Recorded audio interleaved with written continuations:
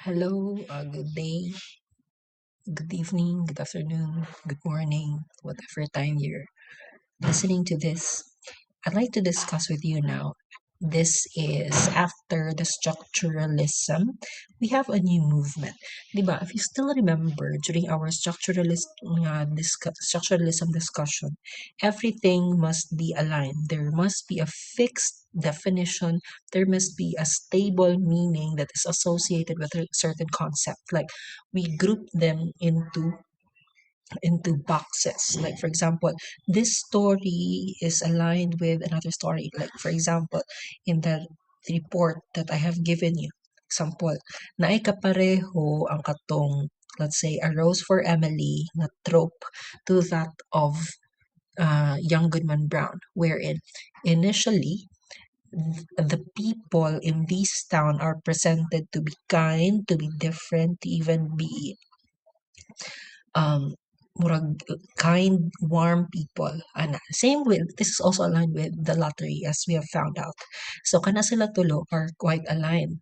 Pero later on, as we read towards the end of the story, we realize that beneath the surface, there is something evil that lurks among the people that are found within the text. Like, for example, in the lottery, at first, it was being presented that the people are gathered in the plaza, they are talking, the children are gathering stones, and then everyone seems to be happy. But what is so crazy by the end of the story is that the stones that were gathered by the children will actually be something that they will use to kill or even to throw stones at the person who will be chosen. I mean, the person who will be picking the paper with the dot. Moto siya. So it's a gruesome end to what appeared to be a story that is murag light, a story that is about winning, because in the beginning, lottery, in the beginning, we all think na when it's the lottery, we associate it with the lotto, that there's someone who'll be winning, there will be a cash prize. That's the case. So that is what happens. Pero later on, towards the end of the story, in the stories that I've mentioned, mautro ang perspective on people. Okay? So, mauto siya nga nice similarity itong tulo ka story nga ako na-mention. The Lottery, A Rose for Emily, and later on, ang last story which is unsa to? Young Goodman Brown. So, na sila similar themes, similar tropes, and all of them could be boxed or tagged under the label nga stories wherein people have something sinister hidden in ano na, deep inside them. Okay? Sige. So that is structuralism. Bali, just aligning with theories, aligning with concepts, aligning with what happens in history. Those are structures and systems created. Pero now, this is the opposite of structuralism. This is post-structuralist. Post-structuralist, post meaning after. After the structuralist movement, there is another movement that is happening. It is called the post-structuralism.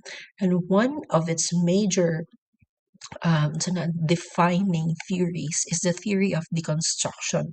This is what we are going to discuss for this one. Let us try to see how this could be applied within literature. So let's begin. What is deconstructionism? So deconstructionism is a critical approach to literature, philosophy, and other fields developed by Jacques Derrida.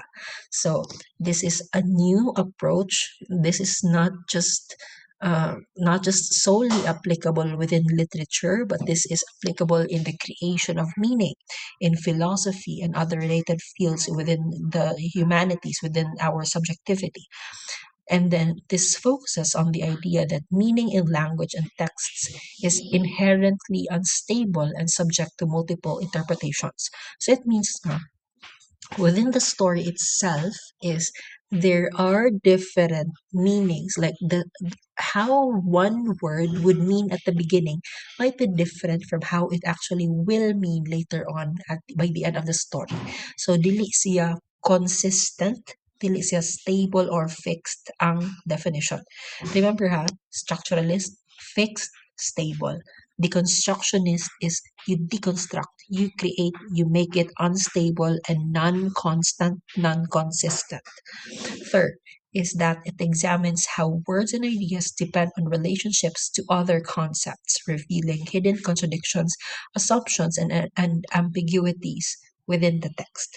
So, how a certain word is being presented at one point in the story will be its meaning. We analyze it using the context. So, mautro ang meaning niya depending on the context. And that is the gist of deconstructionism. Okay, so let's break it down. So, ang iyang core idea is that it is peeling back the layers of meaning to explore how texts say more or even less than they seem to at first glance. Take, for example, katong atong story earlier for structuralism could also be analyzed in the post-structuralist sense. Pwede siya tanan, like the concept alone of faith. Diba? Faith in the beginning is the name of the wife. And then faith later on is being attributed to the feeling or the belief in a deity or in a group of people's stand. Katong mga, like for example, the minister, the as si Goody Cloys was once believed by Young Goodman Brown as a good person, and even the wife was a faith. And at one point, dito sa final of the story, I have lost my faith. Ang faith dito, ang letter F is capitalized, pero it meant two things. It meant nga nawala na ang iyang love for his wife, who happens to be ang pangalan kay Faith. At the same time, knowing that the person who are gathered there in the ritual are all the people of the cloth, the men of the cloth, and then katong mga grabe good ka katong very religious people. So they were the ones who were gathered in a secret ritual hidden in the woods. So there's a change in the meaning of faith, meaning kung atong tan-awon ang story of Young Goodman Brown, there are multiple definitions of the word faith, and that is deconstructionism. In other words, it challenges the idea of a single absolute meaning of a word or concept and instead highlights the richness of interpretation. That is how amazing literature is. Like, the more you read literature, the more that you are exposed to the concept that there is no single way of understanding meaning. Like, when we look at it in a reader response perspective, how I understand it is different from another person's understanding. We are reading the same text, but our key takeaways are different. That is deconstructionist. So, let us try to move forward. Unsa pa ang difference between new criticism and deconstructionism, because maybe at this point is you are sani nalibog, confused on the difference between both, since both would require looking for unity and coherence and defamiliarization. Sige, let us try to look into it. Pag new criticism, you emphasize close reading. You consider the text as an independent entity. You do not look at what the author intends you to know. It does not uh, give you enough time to create your own interpretations. It's more of you refer to the text itself on what it means.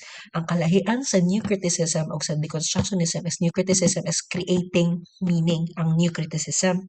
Whereas ang deconstructionism is creating multiple meanings. Daghan nga meaning of the same term being used in the same text.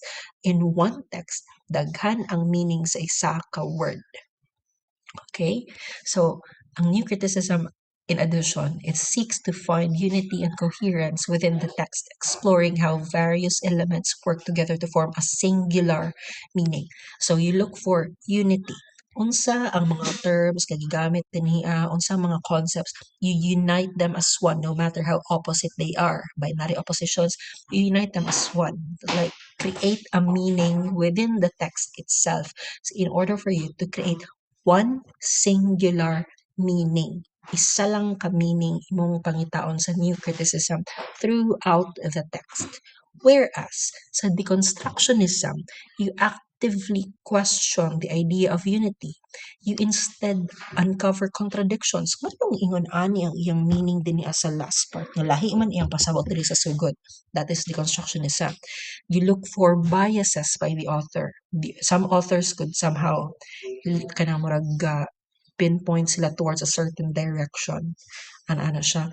And there are also those like for example, there are Christian authors who try to reflect Christianity in their works. So that is their part of their biases. So they recreate metaphors within the story kay para rich ang interpretation niya imong mahimo. So the meaning layers that undermine stable meaning within the text. Lahi ang meaning because of its use within the text.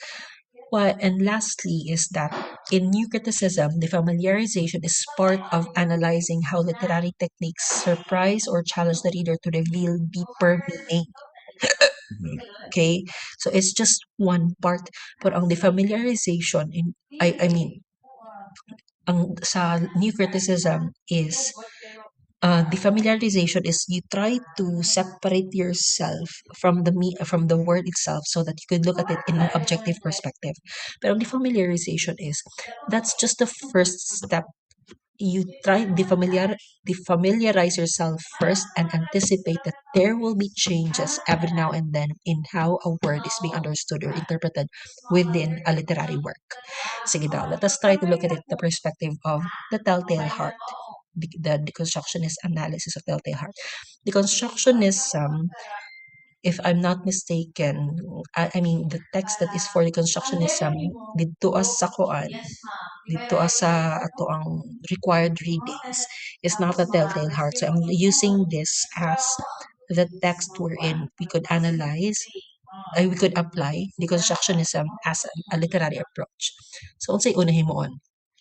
As what I've mentioned kaina, it always should begin with the familiarization. We could only, by the way, we could only defamiliarize if we could only defamiliarize if we have closely read the text before. So that's a given. Now, before we do any kind of analysis, we do a close reading. So that's not step one. Pero of course, that's literally step one. Pero within the scope of deconstructionism, you defamiliarize first. The concept of guilt and sanity was defamiliarized by Edgar Allan Poe by presenting the story using the perspective of an unreliable narrator. So makita nato at the start, the narrator is trying to tell you nga he is a stable person. He knows what he is doing, that everything that he does, everything that he narrated dito sa iyang story is reasonable. Like if he's indirectly telling us nga if you're in his shoes then you would do the same, that you would be obsessed with that same eye. That is the story that I was in there. Like everything I do is very logical, like everybody will do what I did. Ano siya, that is the familiarization. Okay, so at first, you have to realize that since the narrator is unstable, any unstable person will not provide a stable meaning. So, ano siya? Next, next is, for example, ang katong line dito nga, how then am I mad? Hearken meaning listen, and observe how healthily, how calmly I can tell you the whole story. So, murag it is just like taminawa, tanawa kung unsaon nakapunta sa story. Like, I am so sane. I could still remember everything because I am sane. I am a normal person. I am an intelligent person. That is what the narrator tells at first. Pero by the end, somewhere around the end of the story, his narration shifted into, I think it was his eye. Yes, it was this. One of his eyes resembled that of a vulture, a pale blue eye with a film over it. So just by this statement, getting second statement, we're given the idea that the person who was initially trying to make you believe that he is reliable, that he is sane and rational, is trying to create new reasons why you should create new reasons why you should believe him. Pero when we look at it in a rational perspective is, it's no longer someone who is stable. Like he is looking for reasons, he's looking for evidences, but the evidences that he provides us is not something that a normal person will provide. In a way, what makes him really mad, what makes him really insane in the story itself is the fact that he guards himself so much that his guarding made him, ang iyang intention bang ang i-guard iyang self to make him look sane is it backfired on him. That instead proved to us that he is only trying to make us think that he is sane when in fact he isn't. Okay? Sige, that's step one. You try to defamiliarize yourself with the story. So in a way, the narrator described the eye with an intense fixation. It was open wide, wide open. Excuse me. And I grew furious as I gazed upon it. So clearly, the way that it was described was exaggerated and unnormal. Dili siya normal way of describing the eye. It was open, wide, wide open. And I grew furious as I gazed upon it.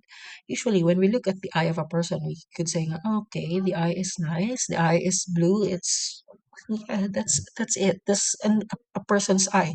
Pero the narrator there described it with intense fixation. It does not provide us any concept as to what made the eye beautiful, what made the eye human. Pero what he was describing there is the fact that the eye was open wide. The eye was wide open. Who in their right mind would grow furious just looking at someone's eye open? It's just like telling him nga, when you look at someone, you automatically feel anger towards a person. That is normal. But when you look at the eye itself, the eye is personified within the story as if the eye has a mind of its own. So it's exaggerated. And in his exaggeration, his unintentional exaggeration, he distorted his credibility. He's no longer believable uh, as someone who is telling what happened in his life story. So here's step two. That's the deconstruction part. So after defamiliarizing some terms, deconstruction is done by looking for instabilities of meaning revealed in the text. It does not have one solid meaning, and the meaning relies on contrasts. Look for diri na po ni another binary opposition. Unsa ang mga oppositions or contrasts that are in the story that both pinpoint one terminology. For example, the word heart. The traditional interpretation nato, if we look at it, is the heart like we interpret it initially. The heart beating shows the narrator's guilt, and no matter how much he wants, and the narrator's guilt, no matter how much he wants to hide it. So that's our traditional interpretation. Like if someone is nervous, then it's their heart that keeps on beating. That's a traditional interpretation. But when we look at it in a deconstructed meaning, we are now beginning to question how is he actually experiencing or sensing the heart? Is it something that he feels to be inside him? Is it something that is external? Is it something that is imaginary? So is the heart really beating loud enough for the police to hear, or is the narrator only the person imagining it? So there is no part within the story that tells us the answer for this question. Kay 'di ba, the way that he describes the heart, it is not something that is felt, but something that is heard. So if something that is heard, it involves the sense of hearing. So kung madunggan na nako, in the same way, when we look at it scientifically, the sound waves also travel towards other directions. So it should not just be the narrator who could hear the sound, but also the police people who are in the crime scene. Kung asa tong niyang gitabunan og mga tabla ang katong dead body of the old man. So it is not clear in the story. Maybe it is his fear that is being shown and not a real sound. The always ha sa deconstruction, there is since there is no fixed meaning, therefore there is no certainty as to what things actually mean. We settle for what is vague. We settle to the instability of the meaning itself. That is deconstruction itself. Magketsa ninyo? So traditional interpretation is mora nang ginata okay, so natid na katong iyang heartbeat nga nadungog kay pasabot ana kay na guilty siya. If you hear someone's heartbeat, you hear it in your ears. Pero if deconstructed ang meaning, we look at other angles. We look at the text itself. The text said nga, it is something that is heard. I can hear the heartbeat. Hearing would require sound waves moving towards your ear. Again, remember, this is an application, an extension of new criticism because you use the text alone as the source of meaning. Do not add your own interpretation. You use text, you use other theories to explain. In this case, it's science. Another definition. Example, another traditional interpretation, the beating heart proves that the narrator is crazy. A sane person would never hear things that are not there. Okay, that's a traditional interpretation. But when we try to deconstruct this meaning, we could actually put it this way. So the line between intense feeling and actual craziness is hazy. We do not know, is this thing that is being heard, ang katong heart beating, we cannot know if this is an intense feeling or if this is an actual state of craziness. The narrator argues that he is sane because that's what he wants you to believe since the beginning. And maybe the beating heart is just a very strong feeling of guilt. Maybe, take note, maybe, because there is no way for us to provide with certainty the answer towards it. And it is not a sign of madness. It is a sign of guilt, not a sign of madness. But again, this is a maybe possible meaning because there is no way for us to truly have the correct definition. So it changes. Ang initial nga meaning gaina is it is something that is scientific. Is it something that is heard by the police? Because it is heard, hearing ang involved nga sense. At this point is they try to look at it. Is this an indication of one's madness or is this an indication of one's guilt? So it may be the beating is a very strong indication or feeling of guilt and not a sign of madness. Okay? Sige. So, di ba libog kayo siya? Because makalibog yun in the first place ang deconstructionism. Mainly because we are not used to the fact that there are different meanings to something within a story. We are used to the structuralist perspective now. How the land means and how much land does a man need will always have the same meaning by the end of the story. The land is both the katong the yuta nga gipalit ni Pahom, and at the same time the land signifies or symbolizes Pahom's increasing greed. The more land he wants to get, the greedier he gets. Okay, that is traditional, that is structuralist. Pero sa deconstructionism, no single meaning. The land there could mean differently. Lahi ang perspective sa Bashkir sa land, lahi po ang perspective ni Pahom sa land. Sa Bashkir, a land is something that they could give. Kang Pahom nga perspective, the land is something that would indicate his wealth, his prosperity. Yun ana siya. So, change ang meaning. Next. Third definition, traditional interpretation. The beating heart reminds the narrator of the dead old man. That's a reminder. Traditional. Deconstructively, The beating heart is like the ghost of the old man's presence. Even though he is gone, something makes him feel very present. So the words gone and present here may mean similarly as well. Look at the word gone. Gone means wala na, pero present po siya, it is here. The words gone and the words gone and present mean one thing. Gone na ang old man, pero the old man is also present at the same time. Pero when we look at it in this perspective, the words gone and present are both descriptions of one person at the same time. Gone in the sense that the old man is dead, pero since the body is covered under the planks of the floor, therefore the old man is still present. Naadri ang old man, pero this old man is already dead. This is a good deconstructed meaning of the words gone and present. How can two opposing words be similar ang meaning at this instance? It is because of the fact that the old man may be dead and gone, pero since the body of the old man is in this very place where the police are investigating what happened with the narrator, then the old man is present as well. Okay? Nindot ang deconstructionism na mabalimurag maka-crazy siya. Next, traditional meaning. The heart means love and life, and in this story, it means guilt and fear. Sige, that's traditional.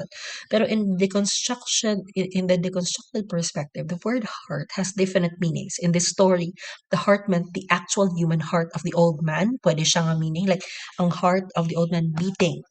It could also mean something like a ghost that is haunting the narrator. There's a ghost that is beating ang iyang heartbeat, and then the narrator is hearing the heartbeat.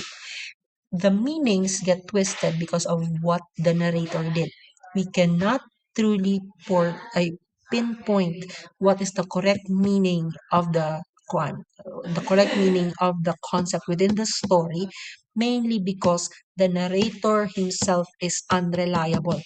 The twisting of the author of what happens within the story, at first he tries to make you believe that he is sane, but later on he's telling us crazy things. The concept now of the heartbeat is now vague, and that is the point of deconstructionism. We find difficulty in understanding what is one single fixed interpretation of a concept. Okay, and then okay, and this will be the usual deconstructionist conclusion. Okay, the obvious meaning of the beating heart isn't the only meaning. Like, by Sir Paul, it isn't only the beating heart, but it could also be many things. The story itself creates doubts and questions about what the heart really means and what it really does. It shows how the simple ideas we have about guilt, sanity, and presence can become complicated when we really dig into the details of the story. Because at the same time, the person can be sane, the person can be insane, and the person can also be recreating the story. Maski kabaliktad na silang mga terms, they might be opposing in concept, pero they could still mean one single person. Okay? So, ani guys, what you should remember lang good with deconstructionism, it wants to pinpoint that one certain concept within the story is not constant ang iyahang meaning. That is the point. If by the end of your deconstructionist writing is you realize that the concept of a word, the meaning of a word as defined by the story is different. Therefore, you have reached the goal of deconstructionism. No single fixed instance. If you're able to prove by the end of your paper that the meaning of this concept within the story is different and changing, then therefore you have achieved the deconstructionist nga paper. Okay?